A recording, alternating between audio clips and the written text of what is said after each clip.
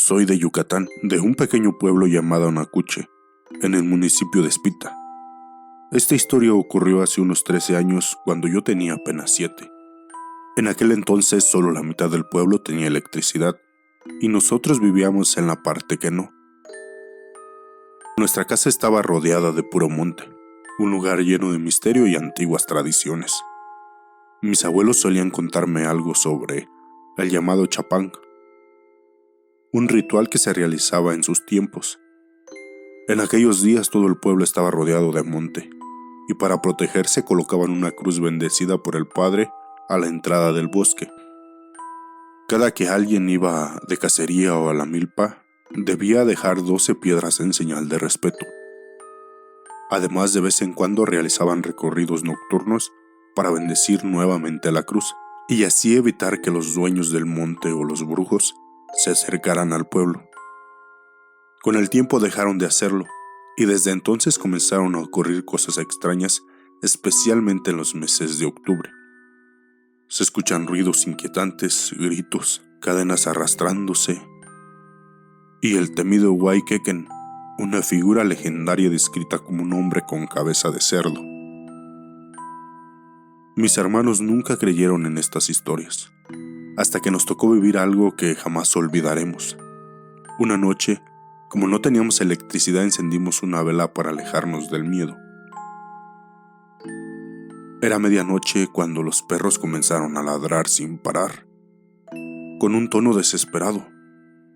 Luego empezamos a escuchar ruidos extraños, como si algo estuviera afuera arrastrándose, gruñidos bajos y un característico sonido de cerdo. Yo estaba petrificado, pero mi hermano intentaba tranquilizarme. Entonces su hamaca comenzó a moverse sola, como si alguien invisible la empujara. De pronto, un fuerte golpe sacudió la puerta, seguido por un gruñido aterrador. Los perros dejaron de ladrar y empezaron a llorar, como si vieran o percibieran algo que nosotros no podíamos. Mi hermano, queriendo demostrar que no tenía miedo, se levantó y abrió la puerta. En este momento no vimos a nadie, pero un aire helado nos envolvió de inmediato.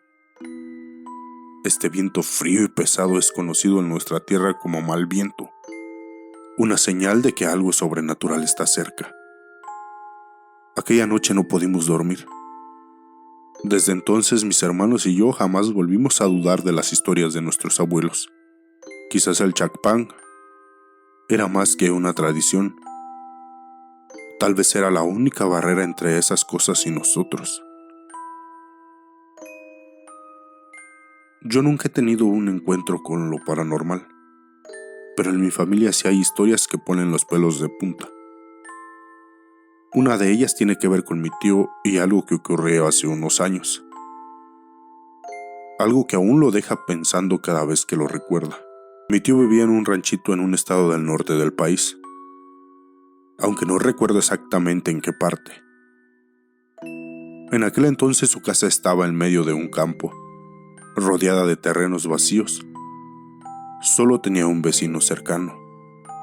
Las demás casas estaban tan lejos que por la noche solo se veían las luces de los focos a kilómetros de distancia. Una noche, como de costumbre, mi tío regresaba a casa después de trabajar. Iba en su bicicleta, y aunque ya era muy tarde, el camino siempre había sido tranquilo. Sin embargo, esta vez fue diferente. Sentía que algo no estaba bien. Sentía que lo observaban. Volteaba una y otra vez buscando el origen de aquella sensación, pero no veía a nadie. La sensación era tan fuerte que lo puso nervioso.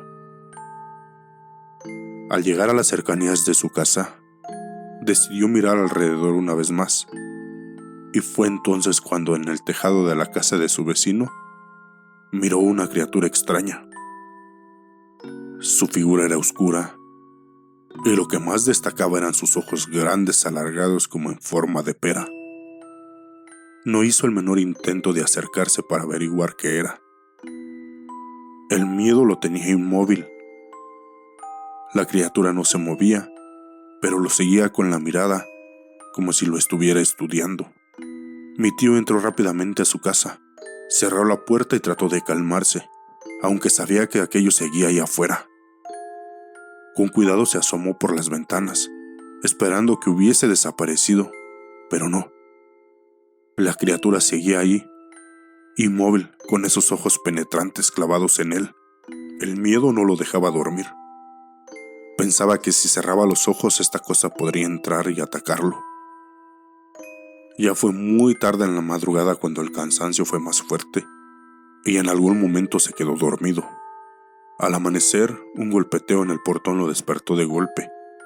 Era su vecino.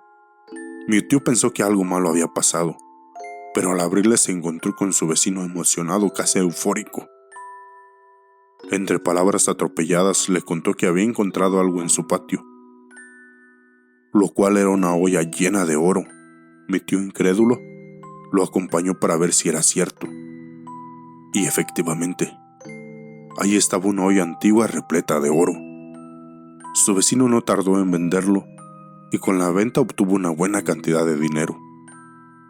Esa misma tarde, cuando mi tío regresó del trabajo, su vecino lo estaba esperando en la entrada de su casa. Le entregó una parte del dinero y una pepita de oro, como agradecimiento. Mi tío no quería aceptarlo, pero su vecino insistió hasta que lo convenció. Con este dinero mi tío pudo remodelar su casa, algo que llevaba mucho tiempo queriendo hacer. Años después su vecino falleció y mi tío lo recuerda con mucho cariño, porque además de ser generoso siempre lo invitaba a desayunar y a pasar un buen rato. Hasta el día de hoy mi tío conserva aquella pepita de oro como un recuerdo de su amistad. Sin embargo, hay algo que nunca le contó a su vecino, sobre la criatura que vio en su tejado esa noche. Aunque nunca dijo nada, está convencido de que este ser tenía algo que ver con el tesoro. Tal vez era un guardián, o tal vez algo mucho más oscuro. Cada vez que lo recuerda siente un escalofrío recorrerle la espalda, como si aquellos ojos aún estuvieran observándolo, desde algún rincón oculto de su memoria. Hace unos años visité Michoacán por invitación de una amiga de mi mamá. No recuerdo exactamente la comunidad, pero lo que sí les puedo decir es que al llegar nos encontramos con una casa sumamente antigua. En ella vivía una señora de 88 años, una mujer ya muy viejita que vivía sola, acompañada únicamente de sus vacas y perros. Para llegar a esta casa había que atravesar un camino rodeado de árboles de aguacate. Lo curioso es que estos árboles crecían hasta en las calles, e incluso había algunos que ya caían y quedaban ahí tirados. La casa estaba en un cerro, entre unos inmensos terrenos que la señora poseía.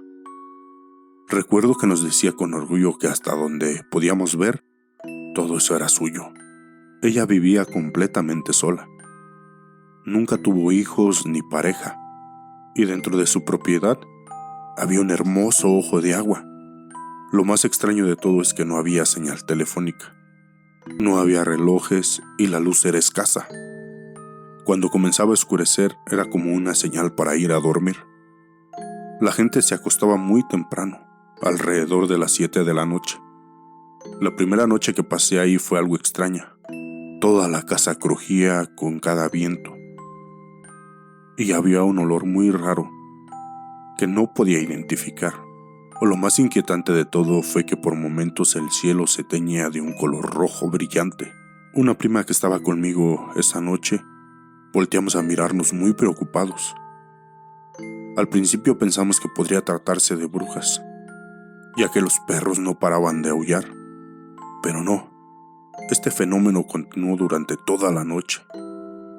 De vez en cuando el cielo se iluminaba y la luz rojiza invadía la casa. Estuvimos ahí 2 noches más, pero nunca descubrimos qué causaba esta luz. Han pasado casi 8 años desde esta visita, y aún sigo sin tener una explicación alguna sobre lo que ocurrió esa noche.